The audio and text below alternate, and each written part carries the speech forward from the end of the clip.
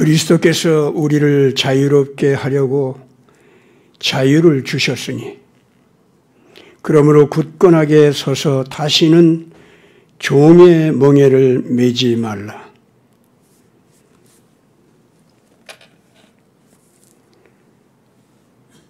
거룩하신 아버지 하나님, 오늘 진리 안에서 사람이 바르게 서는 법을 배우면 사람으로 태어난 것이 얼마나 고맙고 고귀한 축복인지를 알게 될 줄 믿습니다. 그러나 진정으로 깨달아야 할 진리에 이르지 못하면은 사람으로 태어났다는 것이 짐스럽고 인생 자체가 괴로운 아픔이고 허무하고 세상이 나빠 보이고 악한 자들의 승리만 보이고 그래서 삶에 대해서 착한 뜻을 가질래야 가질 수가 없는 그런 모습으로 보이게 될 줄 믿습니다. 이제 우리가 진정한 진리의 등불을 내 영혼의 세계에 켜고 세상을 다시 볼 수 있게 하여 주시옵소서. 아무리 이 세상에 인간들의 어리석음이 판을 치고 있고 악한 욕심과 악이 두루두리 이 세상을 삼킬 듯이 난리를 치고 있다 할지라도 내가 진리 안에서 거룩한 등불을 켜들고 세상을 다시 바라보면은 마치 모든 어둠의 세력이 빛이 나아갈 때 다 사라져 없어지는 것 같이 오늘 이 세계는 하나님의 사랑으로 하나님의 의의 질서로 하나님의 거룩한 평강의 축복으로 가득 차 있는 것을 보게 될 줄 믿습니다. 오늘도 이러한 진리 곧 예수 그리스도의 영으로 우리가 나 자신을 다시 발견하고 세상을 다시 볼 수 있는 눈을 뜨기 위해서 모였사오니 이 시간 성령께서 임재하여 주셔서 예수 그리스도를 바르게 만나게 하여 주시옵소서. 예수의 눈으로 예수의 마음으로 오늘 이 세상을 바르게 보고 내 나라도 바르게 찾아낼 수 있게 하여 주시옵고 나 자신과 내 사랑하는 이웃들을 바르게 알아볼 수 있게 하여 주시옵소서. 참으로 사랑할 만한 가치가 있고 참으로 고귀한 세상이며 고마운 삶이라고 하는 것을 우리가 깨닫고 우리의 미래를 그 거룩한 진리의 감동 속에서 다시 바라보는 오늘이 되게 하여 주시옵소서. 세상의 모든 악을 인해서 우리가 어둡고 침침한 우울함 속으로 빠지는 일이 없도록 하는 새 등불을 켜둔 즐거움이 있게 하여 주시옵소서. 우리 구주 예수 그리스도 이름으로 간절히 기도드리옵나이다. 아멘.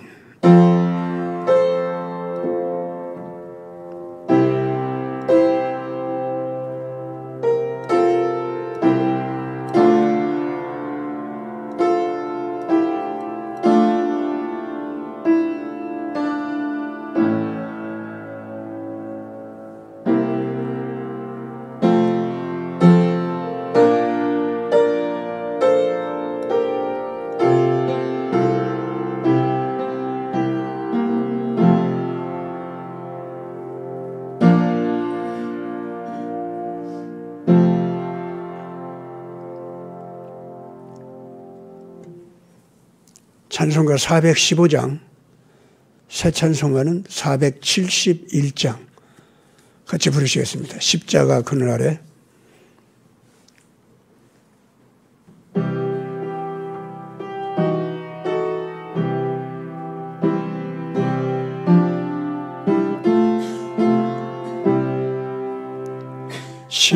십자가 그늘 아래 나 편히 쉼하네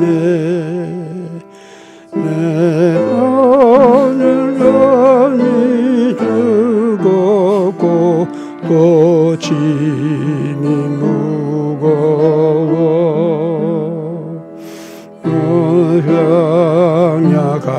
같은 세상에 늘 방황할 때에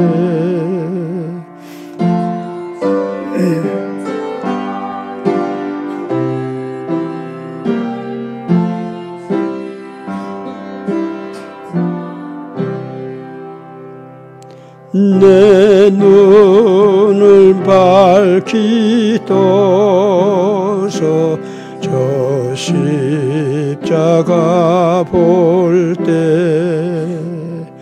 난 주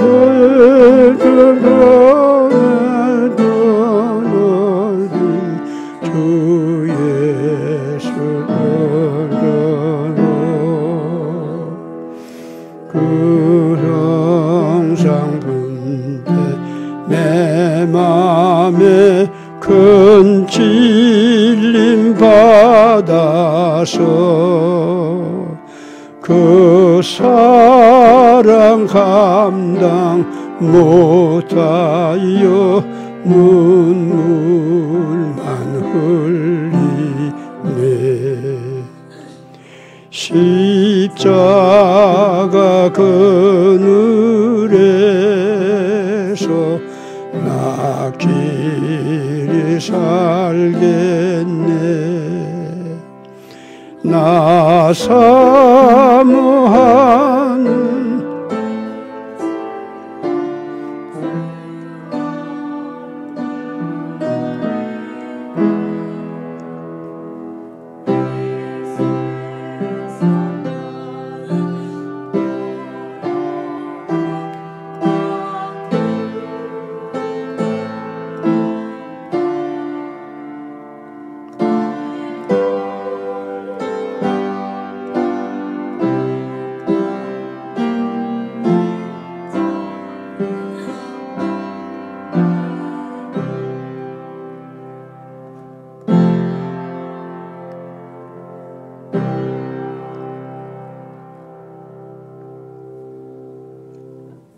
하나님 말씀 히브리서에서 보겠습니다. 히브리서 12장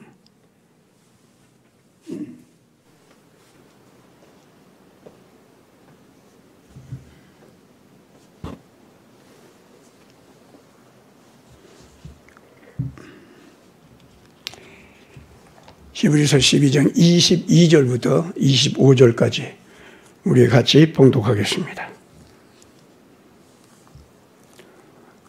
그러나 너희가 이런 것은 시온산과 살아계신 하나님의 도성인 하늘의 예루살렘과 천만 천사와 하늘에 기록된 장자들의 모임과 교회와 만민의 심판자이신 하나님과 및 온전하게 된 의인의 영들과 새 언약의 중보자이신 예수와 및 아벨의 피보다 더 나은 것을 말하는 뿌린 피이니라.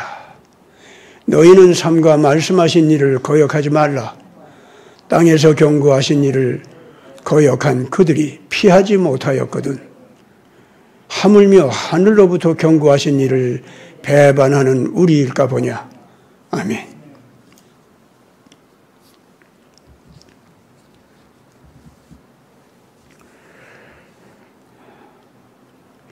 지난 2019년에 오스트레일리아에서 일어난 무서운 산불 우리가 봤었습니다.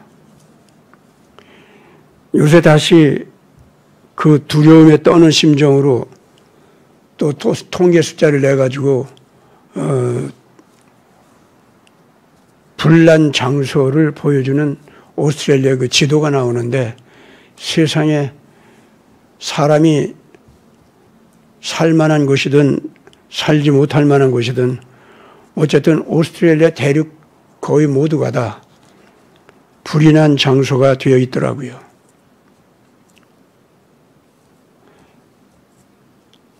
이 오스트레일리아 대륙에 그 불이 났을 때 누구나 다 그런 말을 했다고 합니다. 지옥불이 있다면은 바로 이것이다. 이렇게 생각했고 또 하나는 세상이 불로 멸망한다고 했는데 그 불로 멸망한다는 것이 실제로 무언지를 이제야 알겠다라고 하는 느낌을 다 가졌다는 거예요. 그 오스트레일리아 사람들은 뭐 거기는 기독교 사회니까 뭐 교회 안 다니는 사람들도 더 많이 있지만은 또 교회를 아주 모독하고 뭐 그런 사람들 참 많이 있습니다만은 그러나 어쨌든 일반적으로 볼 때는 서구 사회요 기독교 사회입니다. 이제 성경에 따라서 세상 마지막에 인류가 불로 심판된다는 말을 성경을 안 읽은 사람들도 대강 알고는 있습니다.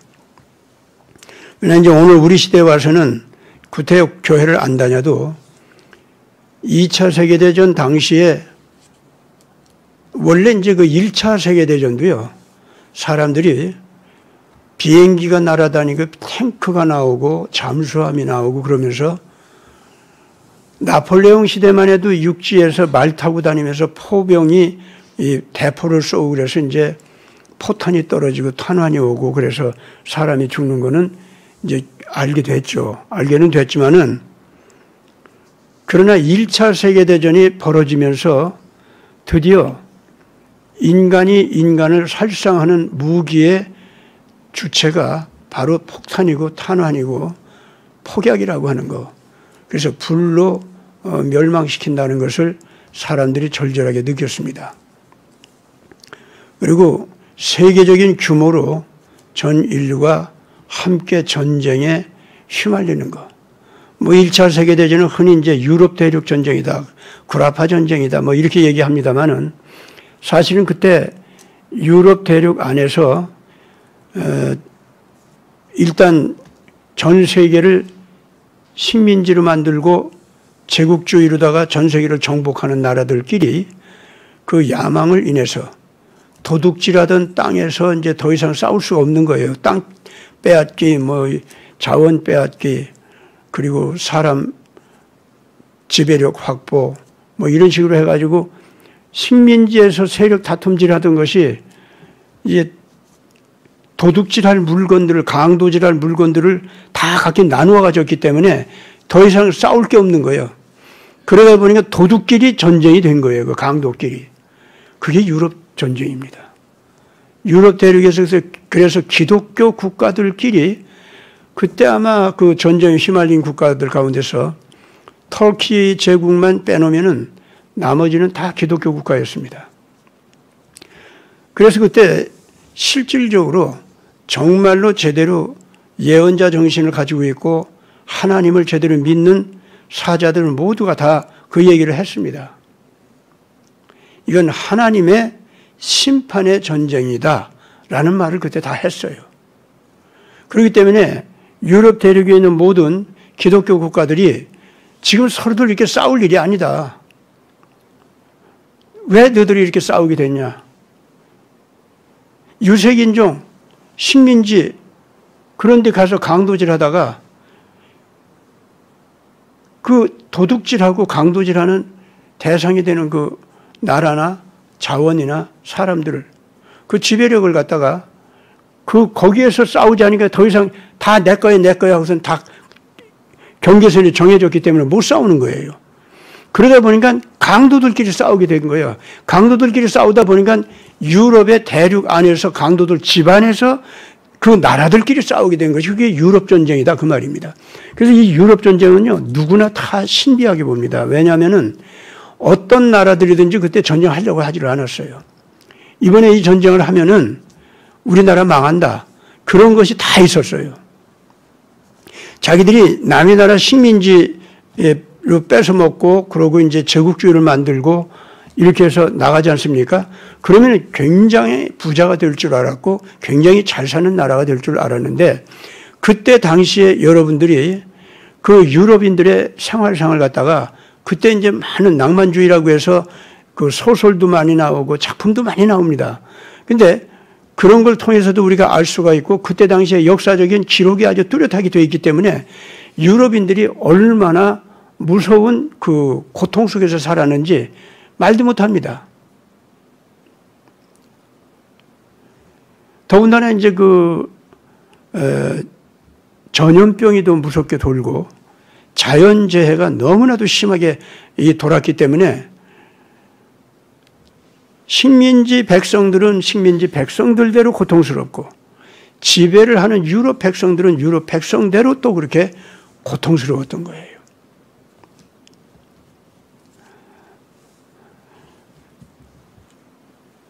그래가지고 유럽인들끼리 강도질 싸움을 하기 위해서 1차 세계대전이 벌어지면서 그때에 많은 예언자들이 유럽인들은 이제 끝났다.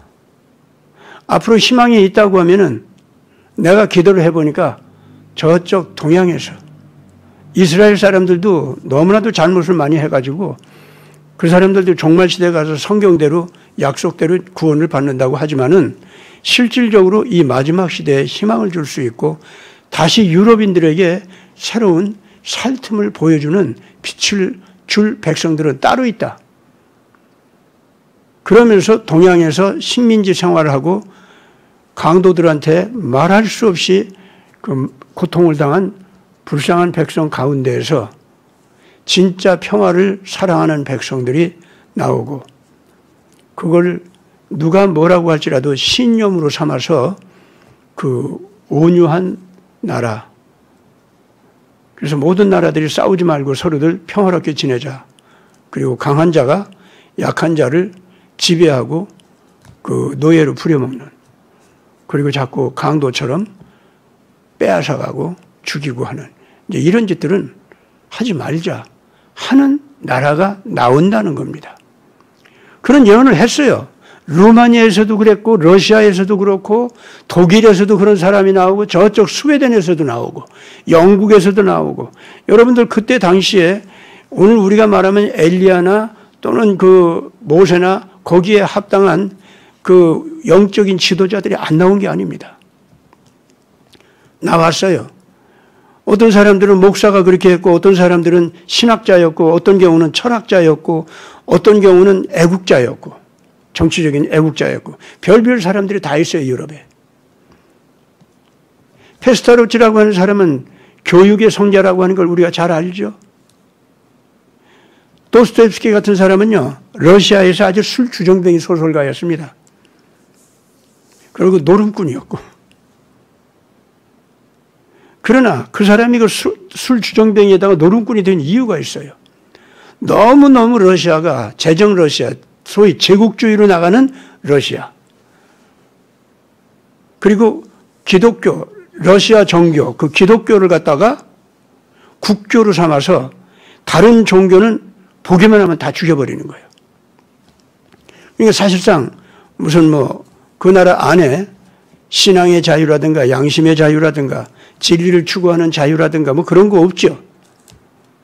기독교라고 하는 아주 무시무시한 지배 세력이 있어가지고 그 지배 세력 밑에 모든 백성들이 노예처럼 굴종해서 살아가는, 그 말 안 들으면 다 학살하고 죽여버리고 막 그렇게 되는 거예요.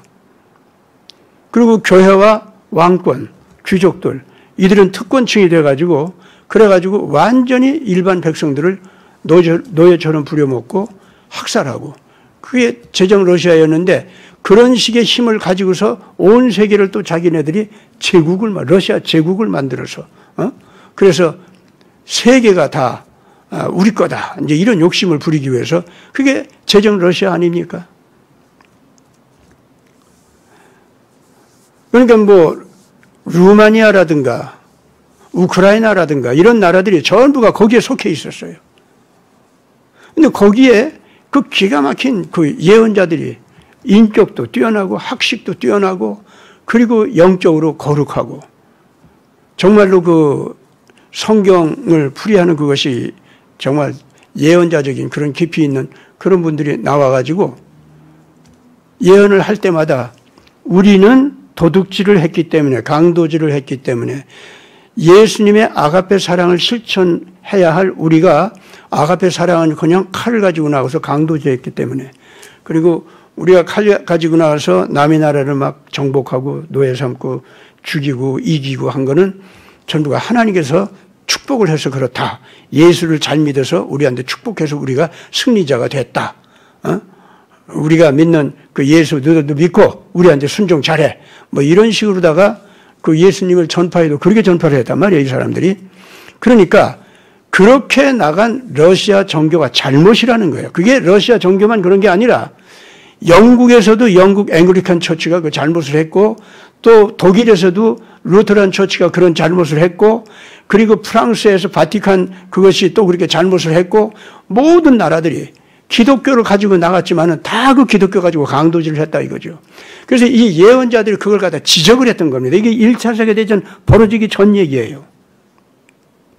그리고 1차 세계대전이 벌어졌을 때 그때도 살아있어가지고 그 말을 하고 그래서 감옥에 갇히기도 하고 어떤 사람들은 산속으로 들어가고 할 수 없이 이런 식으로 그때 예언한 것이 뭐라고 나오느냐면 앞으로 1차 세계대전이 끝난 다음에 1차 세계대전이 끝난 다음에 유럽 사람들이 회개를 하면 좋은데 회개를 안 한다는 거예요.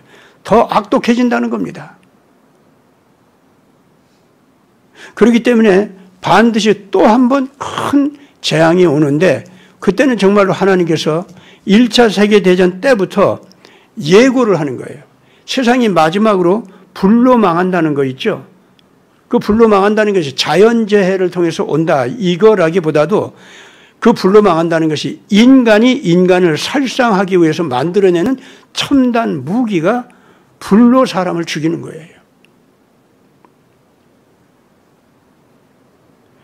그러니까 그 노벨 평화상을 노벨상을 만들어낸 그 노벨이라는 학자도 다이너마이트를 갖다가 발명해가지고 폭약을 발명해가지고 인류를 갖다가 이제 진짜 무섭게 살상하는 무기 체계를 갖춘 철갑 기갑부대가 나오게 하고 이제 뭐 말이 사람을 끌고 다니는 게 아니라 그야말로 그 탱크가 나오고 자동차가 나오고 비행기가 나오고 군함이 나오고 예. 이것이 1차 세계대전 때부터 그랬는데 그 철갑 부대가 나오기 시작하자 그때서부터 불이 주로 무기가 돼서 사람을 죽이는 거예요. 효과적으로 얼마나 빨리 얼마나 엄청나게 많이 죽이는지 상상할 수가 없는 거예요. 그리고 그 무기 앞에서는 사람 몸이 아무리 뛰어나게 이 몸의 힘이 강하고 근육질 그 기술이 뛰어나고 어쩌고 해봐도 다 소용이 없는 거예요. 그거는 그 앞에서는. 그래서 불로 망한다는 것이 이거로구나 하고 그때부터 사람들이 느끼기 시작을 했어요. 그런데 그때도 회개를 안 하기 때문에 두 번째 하나님께서 다시 불을 내린다고 그 아까 얘기한 그런 예언자들이 그 당대에 얘기를 했어요. 그 얘기를 했기 때문에 또 가서 고통도 당하고 이 사람들이. 그러고 난 다음에 결국은 사람들이 그럼 회개를 하느냐면 계시록에서 말한 대로 회개를 안 한다는 거예요. 더 아주 소돔의 더럽고 추잡한 문화를 만들어내고 더 악독해진다는 겁니다. 그리고 하나님을 모욕하고 예수 그리스도를 갖다가 욕되게 무시하고 그러면서 교회를 더욱더 효과적으로 타락을 시키는데 상상할 수 없을 만큼 교회들을 타락을 시킨다는 거예요.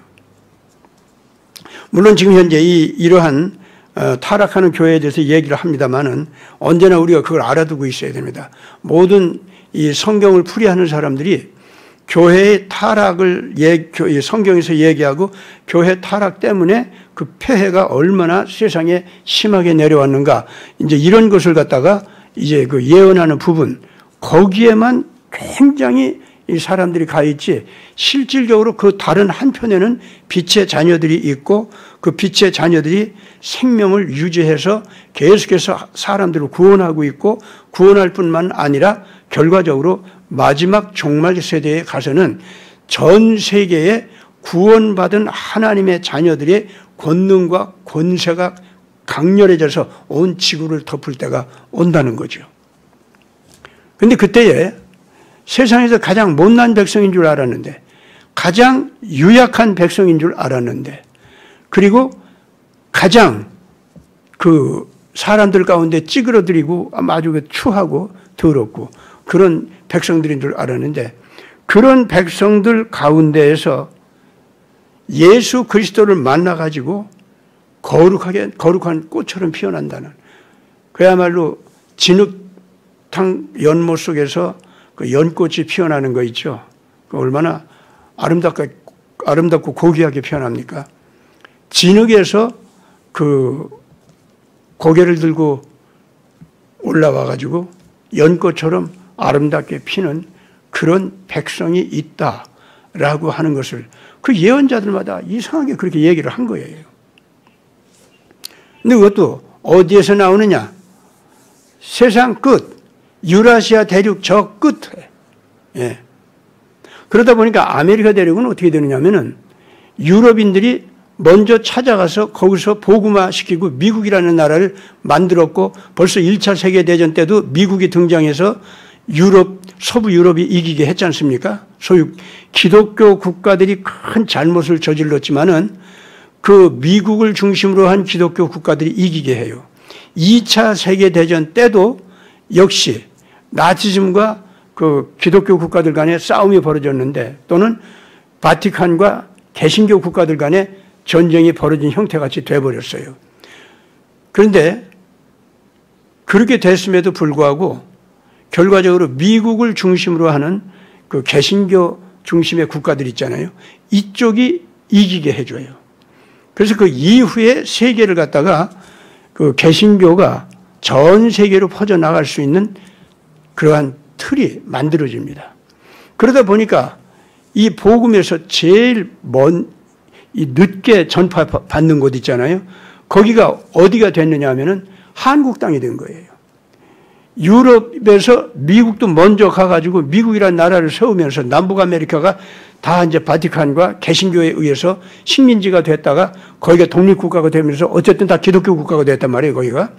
그렇게 되면서 그 다음에 미국에서 온 선교사들이 심지어 오스트레일리아에 왔던 그 선교사들이 러시아 선교사들이 독일 선교사들이 제일 늦게 복음을 위해서 선교하기 위해서 도착한 곳이 어디냐? 공통적인 그것이 한반도였던 거예요.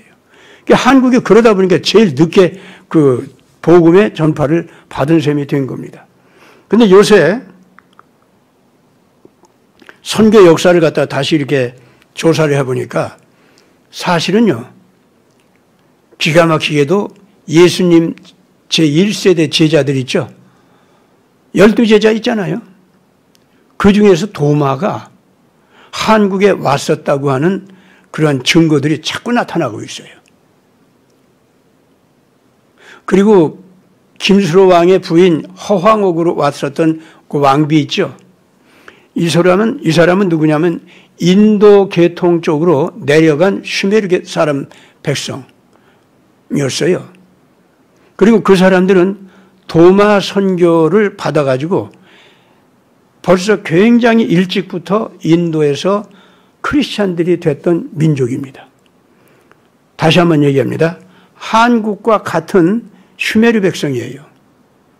그 가운데서 이쪽 한국 쪽으로 온 후손도 있지만은 인도 쪽으로 내려간 후손도 있다 그 말입니다. 인도에서 소위 말하는 그 드라비다족이라고 있어요. 그리고 이제 거기는 네 계층의 백성으로 사람들을 나누지 않습니까? 그 중에서 제일 밑에 종살이 하는 사람들. 이 사람들이 원래는 인도에서 최고의 상고 문화와 문명을 가지고 들어갔었던 슈메르족이에요, 그게. 근데 그 계통이 바로 허황옥이라고 하는 그 부인을 한국 쪽으로 데리고 왔었던 그 민족입니다. 오늘날도 지금 인도에서요, 벵글라데시라든가 이런 쪽에 이렇게 보면은 옛날부터 인도 계통 그 고유의 기독교가 있어요. 그것이 도마 선교에 의해서, 선교사에 의해서 예수를 믿었던 그 사람들이 인도에 이제까지 꾸준히 이어져 왔어요.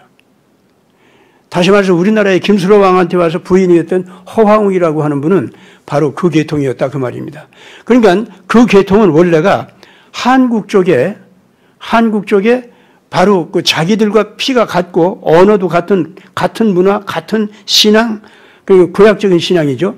그런 것을 가진 민족이 저쪽 동방 쪽에 있다고 하는 걸 알고 있었고, 그렇기 때문에 그런 점에서 볼 때 이 도마 선교사가 우리나라에 직접 왔느냐 안 왔느냐 하는 것은 좀 더 이제 학문적인 확인 절차가 필요합니다만은 거의 그게 확실한 것 같아요. 경주 부근에 바위에 새겨놓은 히브리 문자라든가 그 히브리 문자를 보면은 도마 선교사가 왔다 갔다 하는 흔적이 분명히 또 나타나고, 심지어 불상을 새겨놓은 거 있잖아요. 그게 실질적으로 불교 계통의 불상이 아니라 사실은 이 기독교 계통에 영향을 입은 그런 그 조각상이 아니냐, 이런 연구 결과까지 지금 나오는 판이에요, 지금. 또 하나 이제 그 우리나라에서 그 박혁거세라고 하는 이름이 있죠. 그것이 이제는 어원상으로 그 의미를 따져 올라가면은 이사야서에 나오는 메시아에 대한 예언, 임마누엘이라고 하는 말과 박혁거세가 똑같은 뜻입니다. 임마누엘이 하나님께서 사람 가운데 함께 살고 계신다, 함께 사신다, 이런 뜻 아닙니까? 근데 박혁거세도 똑같아요. 박은 하나님의 진리의 불꽃을 얘기합니다. 박혁. 혁하면은 하나님의 진리의 불이 당겨져서 환히 빛나면서 활동한다, 그런 뜻이 돼요. 박혁하면은. 그렇게 되고, 거세라고 하는 것은 세상에 함께 산다, 그런 뜻이에요. 그러니까 하나님의 진리의 불꽃이, 등불이, 또는 하나님이, 또 하나님의 영이 사람 가운데 함께 사신다, 이게 박혁거세예요. 세상에 어디에 말이죠, 그런 식의 한 국가 조상의 이름이 박혁거세라고 하는 이름을 가진 것이 어디 있어요? 우리나라 단군왕금 단군이라는 이름이 있죠. 그것도 마찬가지예요. 단군도 그냥 우리가 지나갈 수가 없어요. 아브라함이 하나님의 사자들을 만나게 될 때 상수리 나무 아래에 있었다고 했었지 않습니까? 그 상수리 나무, 그리고 그 상수리 나무로 만든 지도자의 지팡이, 이거 있지 않습니까? 한국도 똑같아요, 그게. 뭐냐면은 상수리 나무는 흔히 이제 우리나라 고대 시대에서는 뭐 신단수다, 이렇게 얘기들 하죠.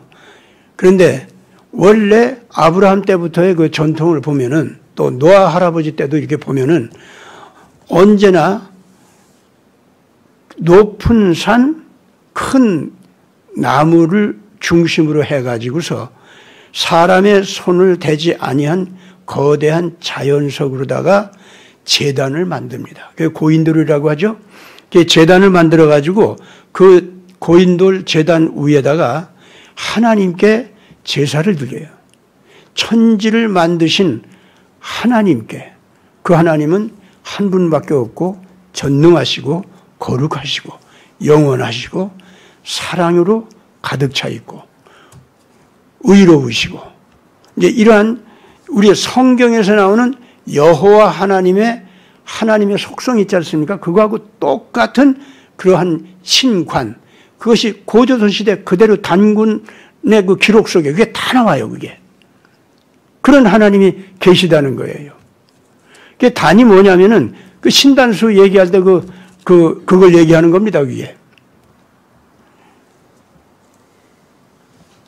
오늘날 지금 현재 그래서 박혁거세나 단군이나 보면은 하나님의 진리의 영이 사람들 가운데 함께 사셔가지고 우리가 하나님의 품성을 닮아서 평화지향, 그리고 인간의 존엄스러운 그 영적인 자유, 그래서 자유지향, 그리고 서로가 서로를 받들어 섬겨주는 상생지향, 이것이 사람의 도리가 돼가지고 위로 하나님을 경배하고 아래로 사람끼리 서로가 이렇게 서로 도우면서 하나가 되는 이러한 삶을 갖다가 사는 것이, 그게 절대로 평화지향이에요. 그거는 폭력을 절대 쓰면 안 돼. 이것이 고조선 때부터 내려온 그러한 한국 사람들의 가치관이고 신앙이다 라고 하는 것이, 이렇게 보면은 노아 할아버지 때부터 내려오는 신앙이요, 율법 사상이요. 그것이 모세에 의해서 이 유대 사람들의 신앙으로 화해가지고 이게 아브라함을 통해서 모세로 와서 이 유대인들의 구약 신앙이 됐지 않습니까? 바로 그거와 마찬가지로 단군 시대의 고조선의 사상도 바로 구약 사상과 너무나도 똑같은 가치관이었고 같은 신. 그래서 그 고인돌 위에서 제물을 드릴 때 한국도 똑같게 하나님 앞에, 거룩하신 하나님 앞에 나갈 때는 우리가 너무나도 근본적으로 잘못된 인간들이기 때문에 속죄 제사를 반드시 드려야 된다는 거. 그래서 거룩한 짐승들, 남의 살을 먹고 남의 피를 잡아먹고 하는, 그리고 뒤에서 공격하고 이런 아주 야수들, 예? 그야말로 육식성이죠. 이런 짐승들은 안 되고 초식성, 남을 이 폭력으로 공격하거나 먹거나 피를 먹이로 삼는 이런 것이 아니에요. 어디까지나 초식성입니다. 그래가지고 같은 생명을 가진 그런 것들끼리는 서로들 위해주고 받들어주는 이런 품성에 있는 그런 동물들의 그 몸을 제물로 바치는, 이것이 고인돌 위에서 천신에게 제사를 드렸던 그 제도였습니다. 그러니까 노아 할아버지 아브라함, 모세로 이어져 오는 속죄 제사가 고조선 때에도 그대로 있었던 겁니다. 그러니까 이제 공자도 태산에서 그 태산 꼭대기로 올라가 가지고 그야말로 사람 손을 대지 아니한 자연석을 가지고 그 위에다가 천단을 쌓고 제사를 드렸다, 하늘에 제사를 드렸다 할 때 반드시 이 속죄 제사를, 피의 제사를 드렸었습니다. 공자 시대까지만 해도 그대로 그냥 그게 나와요. 대단합니다. 그런 걸 여기 보면은.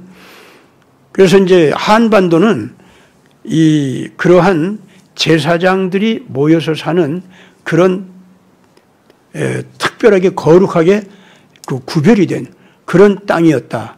그렇기 때문에 고조선 시대는 말할 것도 없고 삼국시대, 삼국을 건설하는 삼국 초기 시대만 하더라도, 삼국으로 이제 나뉘어지는 초기 시대죠. 그때만 하더라도 이 한반도에서는 전쟁이라는 것이 없어요, 사실상. 이게 아주 중요합니다. 그러니까 허황옥도 그때 바로 김수로 왕하고 결혼하고 그렇게 해서 우리나라 이제 김해김 씨의 조상이 됐다, 이렇게 얘기가 되어 있는 겁니다. 그러면서 박혁거사 시대, 김수로 왕 시대 이런 때에 바로 이렇게 도마 선교사가 와가지고 우리나라에 복음을 전파했다고 하는 걸 보면은 우리나라는 상당히 초기 시절에 이 복음을 받았던 그런 민족인데 우리가 타락한 거예요. 우리가 잘못을 한 거예요. 쉽게 말해서 이 고구려가요, 봉황을 자기네들의 신앙 윤리적인 가치의 상징으로 삼았던 그 봉황을 갖다가 사용했지 않습니까? 고조선 시대는. 그런데 그 봉황을 갖다가 까마귀로 바꿔버리는 거예요.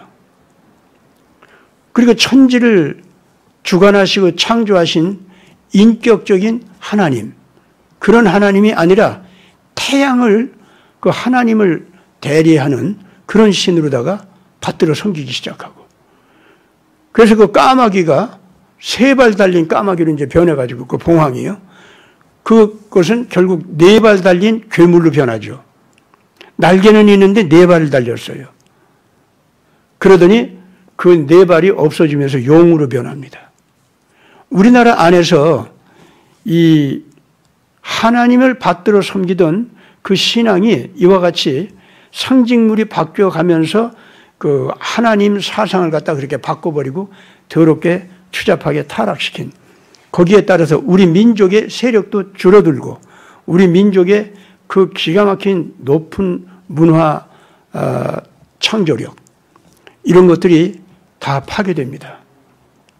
그리고는 우리나라 자체가 쇠미해지고, 그래서 사실상 전 세계에 이제 기독교가 다시 선교가 돼서 이제 유럽을 통해서 이 기독교가 전파될 때쯤에는 우리나라 안에는 아예 기독교가 씨도 없이 이제 다 없어져 버린 거예요. 얼마나 우리가 이 잘못했는지, 그 잘못된 그 결과로 우리가 얼마나 약해졌는지 그걸 우리가 알 수가 있죠. 이시조선이 그렇기 때문에 참 그런 면에서 왜 그렇게 쪼그라들고 못난 나라가 됐는지 그 원인을 알 수가 있습니다.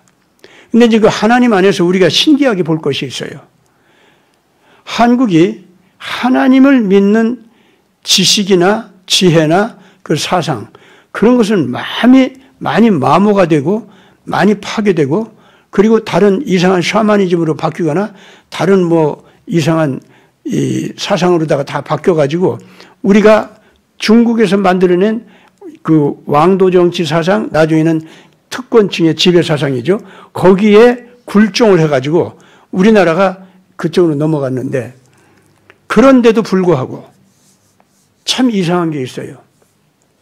한국은요, 중국, 일본과 달리 끊임없이 한국은 평화지향, 상생지향 그쪽으로 나갔습니다. 자유는 많이 상실이 되고 말았어요. 인간의 존엄성에 대해서도 많이 상실이 되고 말았습니다. 우리나라에서 그 특히 그 악랄한 이조 시대의 신분 제도를 보면은요, 75% 이상이 사실상 쌍놈이나 마찬가지였습니다. 중인이라고 하는 사람들도 우리나라 안에서 과연 한 25%나 됐을까요? 그리고 양반들 전체 인구의 10%도 안 됐을 겁니다. 이 사람들의 특권 사회로 변하고 그 중에 한 25%는 중인들이 되고,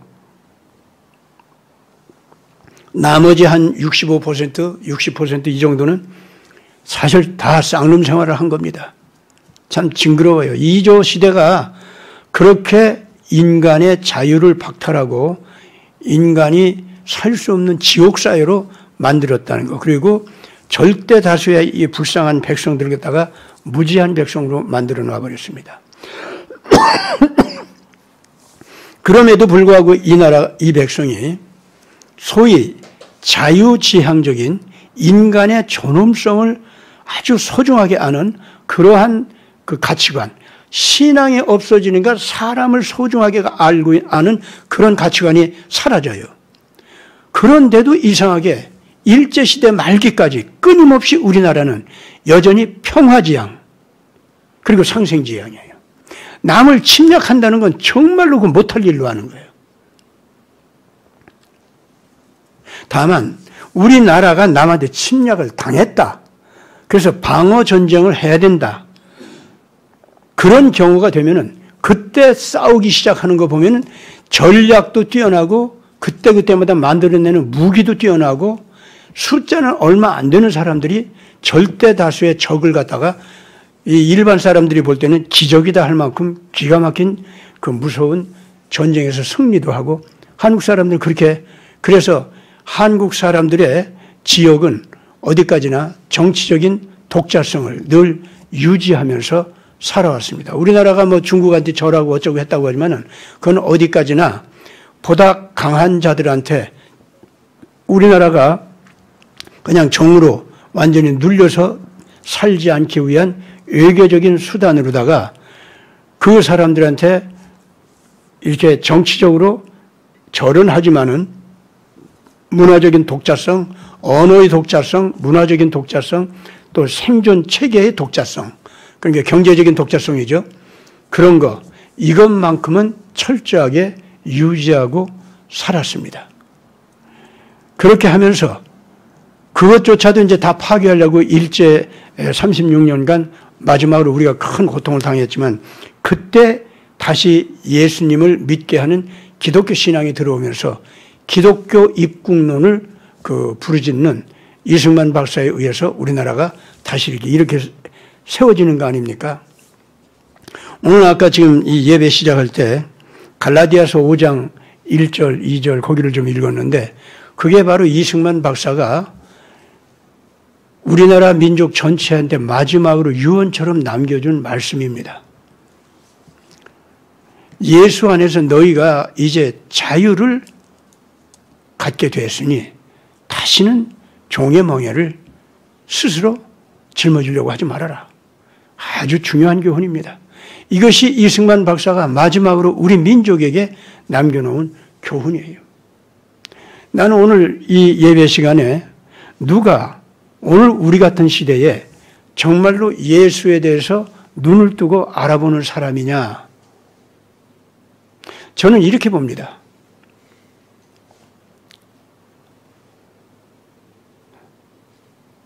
자유의 눈을 뜨는 사람들입니다.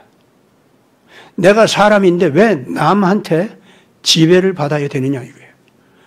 폭력으로 또 이해타산으로 진리가 아닌 동기에서 어디까지나 이해타산 때문에 또는 무섭기 때문에 또는 내 이기적인 더러운 욕망 때문에 그것 때문에 누군가에게 절한다. 누군가하고 이익을 거래하면서 내 욕망을 이루기 위해서 살아간다. 이런 관계들이 있지 않습니까? 이런 관계, 여기에 매여서 사는 동안은 그 사람은 예수 그리스도를 알아볼 수도 없고 예수께서 주시는 자유가 무엇인지도 모르는 사람입니다. 대개 사람들은 자유라고 하면은요, 그냥 자기 욕망대로 마음대로 뭘 하는 것이 자유로 착각해요. 이기적인 자기 욕망대로 한번 마음대로 한번 해보세요. 반드시 어떻게 됩니까? 남과 경쟁하게 됩니다. 그리고 경쟁 끝에는 반드시 싸웁니다. 또 거래를 합니다. 거래를 하면서 끊임없이 결과적으로는 내 욕심을 부풀리기 위한 싸움으로 나갑니다. 그것이 인생이다. 그것이 뭐 어때서? 이러는 사람들 끝에는 반드시 싸웁니다. 내가 상대방 사람을 갖다가 만날 때 바로 내 몸처럼 그 사람이 소중히 여겨야 한다라고 하는 당위적인 책임감을 갖는 것. 그래서 그 사람과 마치 형제가 만난 듯이 부모와 자식이 만난 것 같이 생명을 주어도 아까울 것이 없는 친구와 만난 것 같이 그 이웃과 더불어서 그런 의로운 사랑의 관계 쪽으로 가는 거 있지 않습니까? 그러다 보니까 내가 소중한 것 같이 남도 소중하게 보이는 거예요. 이런 가치관을 갖고 사는 것이 사람의 도리다. 이렇게 여기는 양심의 이 기준이 서 있는 사람이 있죠. 이 사람이 아니면 절대로 창조주 하나님을 찾으려고 하지를 않습니다. 창조주 하나님을 갖다가 만약에 어떤 사람이 자기 욕심대로 사는데도 창조주 하나님을 필요로 해서 찾는다고 합시다. 그거는 어디까지나 자기 욕망의 필요상 창조주를 찾는 거예요. 왜냐하면 창조주라면 전능할 테니까 엄청난 권세와 능력이 있을 테니까 거기다가 아부해가지고 잘 보여가지고 내 욕망 좀 이루자는 거죠. 그는 그 창조주를 찾는 것도 아니고 절대로 그 창조주 자체를 존귀스럽게 여겨가지고 경배하는 마음도 아닙니다. 창조주 안에 내가 살아갈 올바른 진리, 올바른 도리 그것이 있다고 하는 것 때문에 그 올바른 진리, 그 올바른 참 길 그거를 배우고 그걸 그대로 살아가는 것 감동 속에 잠기기 위해서 창조주를 찾는 게 아니다 그 말입니다. 그렇게 되면 창조주 자신이 진리가 돼요 그때부터는. 그런데 진리를 찾는 마음이 아니라 그냥 창조주라는 어떤 대상이 가지고 있는 능력, 힘, 그걸 가지고 내가 이용하자는 거예요. 그렇게 되면은 절대로 내가 나는 창조주 믿어. 나는 창조주하고 관계 맺기를 바래. 해봐도 그 사람은 실질적으로 하나님과의 거룩한 관계 속으로 못 들어갑니다. 하나님과의 관계 속으로 들어가고 싶거든. 그냥 어머니, 아버지하고 자식들이 너무 기쁘고 좋아서 그 사랑의 품속에 안기기를 바라는 거. 그래서 어머니 아버지가 그냥 나고 내가 어머니 아버지고 그냥 막 그래가지고 생명이 밍글돼가지고 한 덩어리가 되는 거 있잖아요. 그래서 그 상대방 몸뚱이와 상대방 그 영혼이 그냥 나예요 그냥. 그러면 얼마나 존귀하게 여기겠습니까? 내 목숨 걸고선 나를 갖다 바치면서 그를 위해서 희생하면서 사랑하게 되죠. 그렇게 되면은 헌신하게 되고. 우리가 삶의 길을 갖다가 그러한 가치관을 기초적으로 가지고 있지 않으면은 아무리 이 성경을 다 외우고 다 알아도요, 소용없어요, 그거 다. 예. 기본이 되어 있어야 돼, 기본이. 근데 어떤 사람들은 지금 제가 얘기한 대로 이런 자세를 가지고 있어요. 예, 창조주 계시면 좋겠다. 그런 아버지 하나님이면 참 좋겠다. 전능하시고 거룩하시고 영원하시고 무한하시고 그리고 나한테 탁 나타나가지고 나 너의 관계가 돼가지고 그분은 내 아버지시고 내 왕이시고 내 스승이시고 내 친한 친구고 내 형제이시고 나는 그분에게 의지할 수 있고 그분을 위해서 내가 막 기쁘게 그분 뜻대로 살아가면서 그분을 갖다 받들어 섬겨주고 그분의 모든 영광을 막 드러내주고 이렇게 하는 것이 내 삶의 목적이 되고 이런 관계로 가고 싶은 이런 심정으로다가 창조주를 찾는 자세가 되면은요, 그 사람은 어떤 이웃을 만나도 그것이 아주 바보스러워도 좋고 또 곰배파리 아주 형편없는 그 못난 장애인이야 또 어떤 사람은 아주 그냥 그 머리가 나빠 이런 사람일지라도 사람으로 태어난 이상은 고귀한 값이 있고 받들어 섬겨줘야 되고 섬겨주는 그것이 보람이 느껴지고 이렇게 되는 쪽으로 자기를 끌고 가려고 한다 이거예요. 이게 이기적인 계산 때문에 가기가 싫은 것도 있겠죠. 그러나 내가 그런 이기적인 것은 이런 성향은 내가 잘못이다. 이건 부끄러운 것이다. 인간의 도리가 아니다. 내가 이런 이웃을 위해서 내가 헌신하는 것이 마땅해. 그리고 그 크신 하나님께서 나에게 이렇게 짐이 되는 이웃을 데리고 온 것은 뭔가 나한테 이런 그 짐이 되는 이웃을 내가 받들어 섬기라고 하는 뜻이 있을 것이고 그렇게 받들어 섬기라고 하는 것은 그만큼 나 자신이 하나님 안에서 자라나게 하기 위해서 필요하기 때문에 나에게 오히려 짐인 것 같은 그 사람들이 오히려 사실은 나한테는 큰 하나님의 진리의 도리를 깨닫게 하고 더 자라나게 하는 그러한 영양분이야, 영양분. 그래서 데리고 오신 거야. 당연하게 말이죠. 이렇게 알고 그렇게 그런 자세로 그런 그 짐이 되는 이웃들을 갖다 짊어지려고 하는 거 있지 않습니까? 이것이 바로 사람의 도리다 이거예요. 그런 사람은 창조주를 벌써 만나기 시작한 사람이에요. 잘 보세요. 어떤 부모든지 자기 자식이 짐이 아닌 경우가 있습니까? 그야말로 왼수처럼 짐이 아닌 경우가 있어요, 자기 자식이. 그런데 왼수같이 여깁니까? 자식 때문에 울고 불고 하면서도 보람으로 느끼잖아요. 부모 노릇을 그렇게 제대로 사랑하면서 하다가 보면은 하나님께서 나를 아끼고 사랑한다는 그 도리를 깨닫게 돼요. 그래서 결과적으로 내 늙으신 내 자식을 어린 자식을 내가 사랑하면서 내 늙으신 부모님의 나를 향한 그 사랑을 갖다가 절절하게 다시 느끼면서 새삼 이제는 철이 든 자녀로서 그 늙으신 부모님을 봉양하게 된다 그 말입니다. 지금 성경을 여러분들이 아무리 많이 읽었어도요, 지금 제가 얘기한 아주 이 기본적인 인간관계 있잖아요. 여기에 눈뜨지 않았으면 또 이것이 기본이다. 성경 모든 진리는 바로 여기에 다 있다. 이런 자세로다가 우리가 성경을 읽지 않으면은 우리는 예수님 발견하지 못합니다. 우리는 절대로 하나님을 깨달아 알 수가 없습니다. 지금 갈라디아서에서 너희에게 그리스도께서 자유를 주셨은즉 십자가에 달리시면서까지 너희들에게 자유를 주셨은즉 너희는 다시는 종의 몽에를 매지 말아라. 이 말씀하신 거 있잖아요. 그 십자가에 달리신 예수께서 어떻게 십자가에 달리심으로써 우리에게 자유를 주었죠? 다른 거 아니에요. 예수님께서 십자가에 달리심으로써 우리에게 기가 막힌 자유를 주었다는 것은 다른 게 아니고 우리가 이제 흔히 그렇게 얘기합니다. 예수님이 십자가에 달려서 내 죄짐을 대신 짊어지고 가셨다. 그래서 내가 죄 지은 거에 대해서 대신 형벌을 받아가지고 나는 이제는 형벌을 안 받게 됐다. 그래서 내가 아주 이제부터는 거기서 벗어난 자유로움을 갖게 됐다. 이제 우리가 이제 교리적으로 그렇게 이해하고 있어요.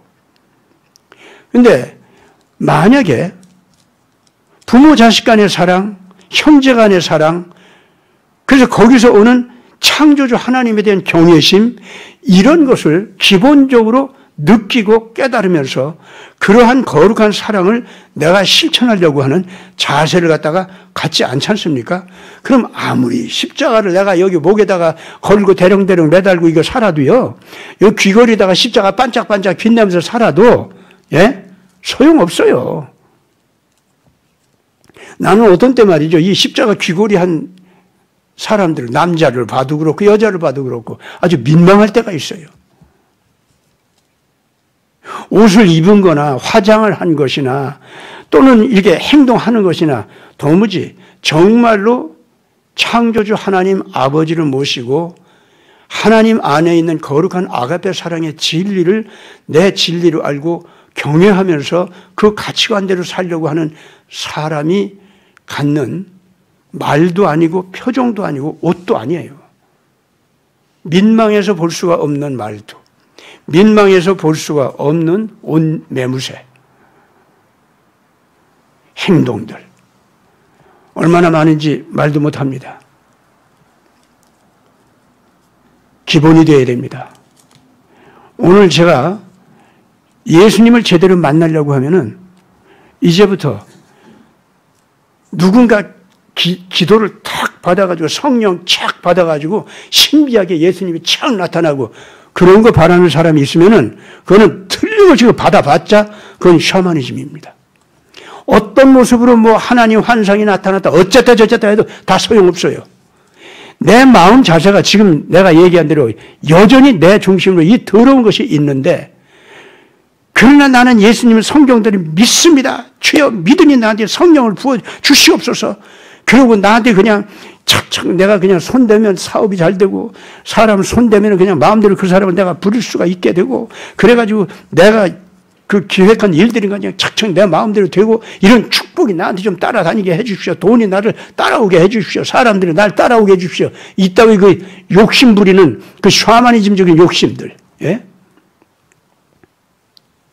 교회에서 교인들 기도하기 위해서 기도 제목을 갖다 이거 쓴 거 보면은 맨 샤머니즘적인 기도밖에 없는 거예요. 전부가 내용이 예수님 여호와 하나님 신은 한 분이야. 예, 그렇게 부르긴 부르는데 다 샤머니즘적인 이 기도 내용이에요. 전부가. 여러분 이걸 알아야 됩니다. 내 몸의 건강도 그렇고 내 식구들의 거룩한 성숙, 발전 이거 있죠? 그거는요. 내가 하나님의 나라와 하나님의 의가 이루어지기 위해서 기도도 하고 그걸 위해서 헌신하고 집중하면서 나가면은 그 나머지 것은 내 식구들 잘 돌보고 내 몸이 튼튼해지고 내 사업이 잘 되고 필요한 만큼 그건 다 이루어지게 돼 있는 거예요. 그냥 따라오는 거예요. 나는 이 목사로서요. 예배를 드릴 때 나보고 헌금 위해서 좀 기도 좀 해주세요. 그래야 헌금들 잘해요. 이런 충고를 목사들로부터도 받고 어떤 때는 교인들로부터도 그런 소리를 듣습니다. 그런데 저는 내 마음이 동하지 않으면 그 기도 못합니다. 왜 그런 줄 압니까? 내가 동할 때는 언제냐면은 그 교인들의 몸과 영혼과 사업과 가족들의 안녕과 개인적인 발전이 있잖아요. 그것이 진리 안에서 그 사람이 제대로 잘 성장하고 그래서 하나님의 거룩한 의와 나라를 갖다 이루는 데 있어서 정말로 그 사람이 헌신하는 그러한 건강한 영혼, 건강한 삶을 추구하는 과정에서 제절로 이루어지는 거 있지 않습니까? 그거를 원하게 될 때 그런 때 자연스럽게 그것이 되기 때문에 나는 10번 기도하는 가운데 8번쯤은 아마 이 교인들로 하여금 이 나라를 위해서 기도해라. 하나님의 진리 안에서 내가 잘 자라게 해달라고 기도해라. 너 인격이 잘 자라도록 하게 기도해달라고 해라. 나도 그렇게 하마. 그렇게 합니다. 한번 여러분들 예수님께서 사람들을 만나가지고 귀신도 쫓아내고 병도 쫓아내고 다 해방시켜 주셨지 않습니까? 그런데 그런 때마다 예수님께서 그 문제에 접근하는 자세와 원칙을 갖다 한번 잘 보세요. 그 사람 어디를 향해서 해방되라고, 어디를 향해서 자유롭게 되라고, 어디를 향해서 성숙해 나가라고 그런 걸 해줍니까? 몸뚱이 고쳐서 더럽고 추잡한 욕망을 갖다가 처음에서 살아라. 그렇게 해서 하는 경우가 없잖아요. 그 사람 귀신 나간 다음에 더 많은 귀신 들어와서 더 썩은 욕심 부리고 더 악한 행동을 하고 그러라고 귀신 나가게 하는 경우가 없지 않습니까? 차라리 예수님이 뭐라고 해요? 내 손이 잘려진 채로 천국에 들어가는 것이 더 좋다. 내 다리 한이 잘라진 채로 천국에 들어가는 것이 더 좋다. 그렇게 말씀하시잖아요.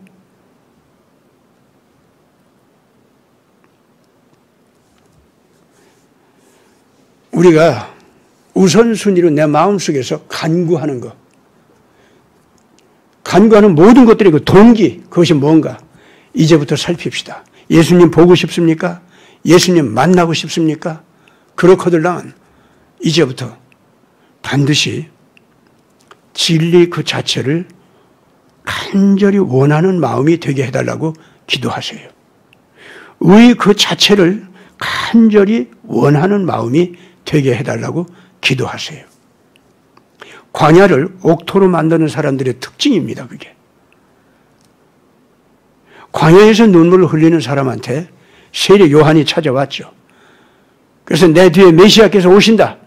그러니 너희가 이 광야에서 잘못된 욕심 가졌었고 잘못된 버릇 가지고 있었고 잘못된 경쟁과 싸움에 휘말렸었고 그래서 광야에 있는 더러운 짐승들이나 마찬가지로 네가 타락해 있었고 그거 다 회개해. 이제 그렇게 살지 마. 그래야 그 메시아께서 오시는 것을 너희들이 알아보고 그분 앞에 가서 그 죄도 다 용서받게 되고 거룩한 진리의 영도 받게 되고 거룩하게 살 수 있게 되고 그러면 네 영과 육이 강건해지고 네 영혼은 정말 평안해지고 그래서 의를 위해서 이 나라를 새롭게 변화시키기 위해서 네가 일하는 일꾼이 될 수 있고 그럼 네 식구들은 자연히 복받게 되는 거야. 네가 받을 만한 경제적인 축복도 거기서 다 알맞은 수준으로 다 그 복을 받게 돼. 그렇게 나가면 되는 거야. 나는 그래서 복을 받은 아비와 자식 간의 대화, 그거는요, 어떤 대화가 되기를 바라느냐면은, 아버지는, 아들아, 내가 너한테 참 해준 게 없구나. 너무 미안하다. 그러나 내가 너한테 바라는 거,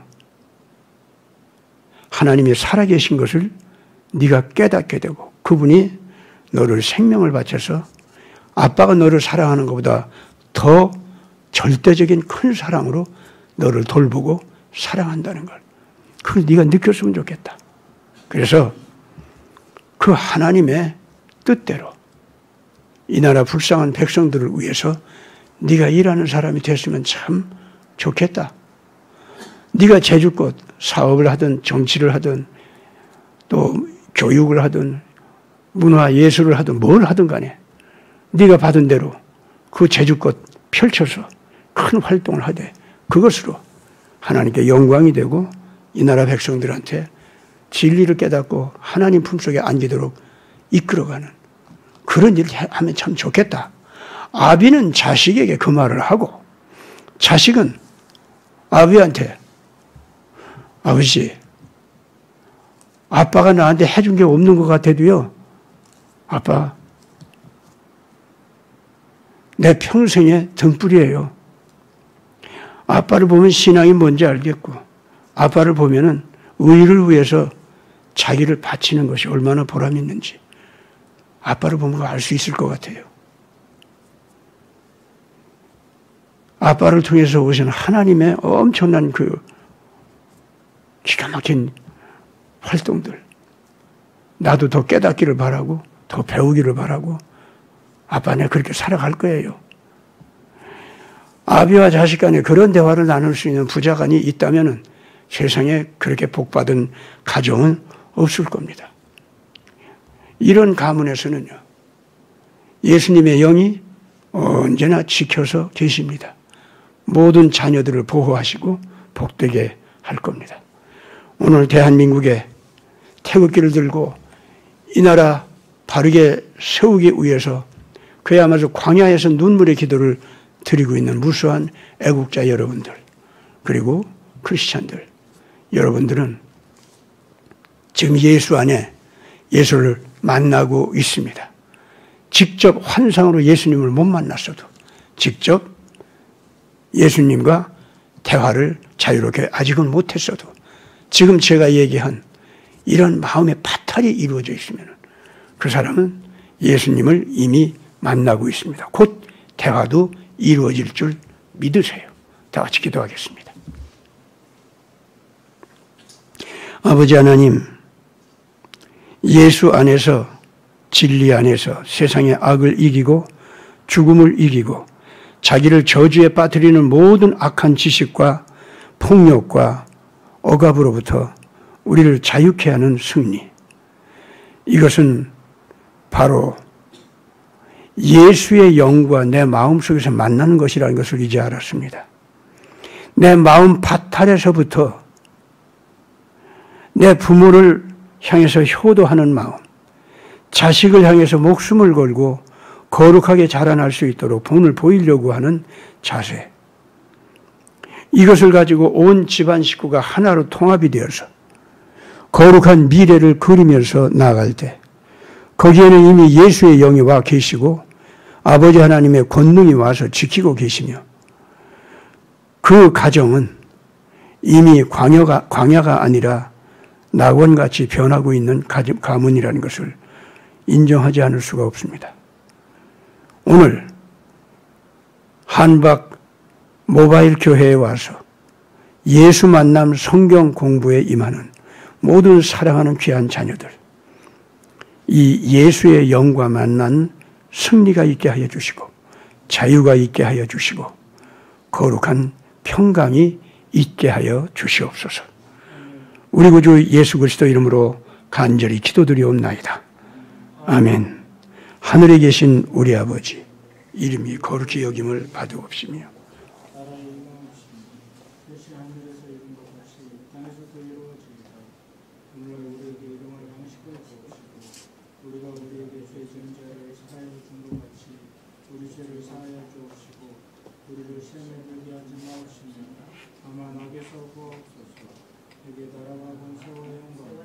아버지께 영원히 사옵나이다.